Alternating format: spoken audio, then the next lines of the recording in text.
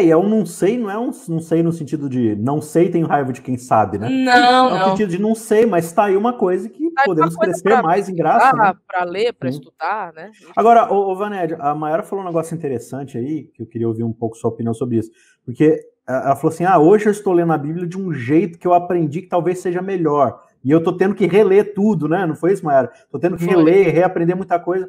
E é interessante isso porque, às vezes, a gente tem uma postura de ler a Bíblia de um jeito que confirme todos os nossos pressupostos, né? Eu brinquei no começo do programa. Ainda bem que a Bíblia existe para provar o que a gente já acredita, né?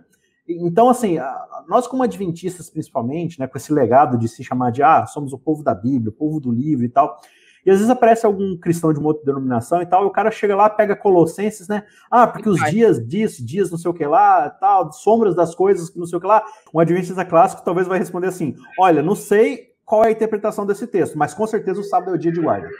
Né? Porque eu já sei, antes de tentar interpretar o texto, eu já sei que o sábado é correto. Agora eu só preciso fazer o texto dizer o que eu já acredito, né? Então, assim, que cuidado a gente tem que ter com essa postura falando de humildade, de arrogância, de não sei, para se despir desses óculos que a gente já veste e já traz, né?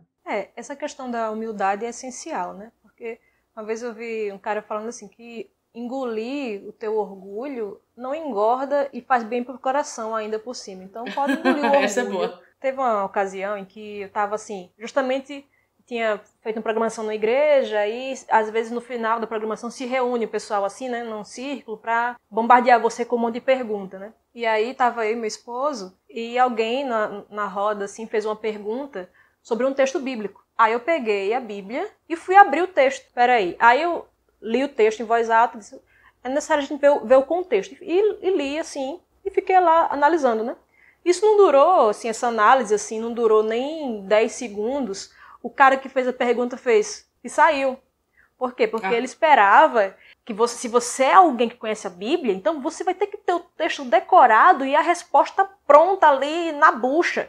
Porque senão você não é uma pessoa... Se você consulta a Bíblia, então você já perdeu. Você já é uma pessoa que é fraca na Bíblia, né? Então, essa tendência do ego, da gente querer, sabe gente assim que é uma metralhadora de texto bíblico? Tem que ter 1000 textos decorados. Eu faço muito tirar dúvida, né? Quando eu vou pregar nas igrejas, geralmente o JE é para tirar dúvida do povo. Aí teve uma pergunta que um cara fez, tava lá em Atos capítulo 12, se eu não me engano era isso. Eu não sabia onde estava o texto. E eu não me lembrava da narrativa, sabe? Quando eu lembro da narrativa, aí fica um pouco mais fácil, mas às vezes eu não lembro. Aí ele falou assim, não, eu tô te perguntando isso, mas o texto tá no capítulo tal, no verso tal. Eu falei pra ele e falei assim, por que você perguntou então se você já sabia a resposta? Né? Falei, o que é? Você tá achando que isso aqui é o quê? É pão e circo? Eu sou uma atração turística, né? Eu sou um freak show aqui, né? Não, mas você tá me testando, cara? Não é assim, né? O pessoal quer isso mesmo, assim, quer, sabe, parece que tá assim num circo e aí você é o showman ou a uma atração, você é a atração principal.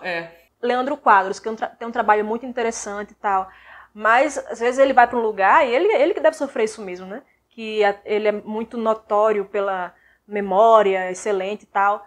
Imagina o Leandro Quadros esquecer um texto em algum local. O mundo se acaba para muita gente, né? Porque a pessoa erigiu aquele ídolo assim, ele é imaculado, assim, ele não vai esquecer nunca um texto. Quer dizer, isso mostra que a gente não está interessado na transformação que a Bíblia traz. A gente está interessado em a Bíblia ser um livro de curiosidades que vão ser saciadas, né, e que não vão transformar a minha vida. Aí eu utilizo a Bíblia simplesmente para fazer essas coisinhas, esses joguinhos. E aí, como Isaac estava perguntando sobre a postura que a gente tem que ter, né?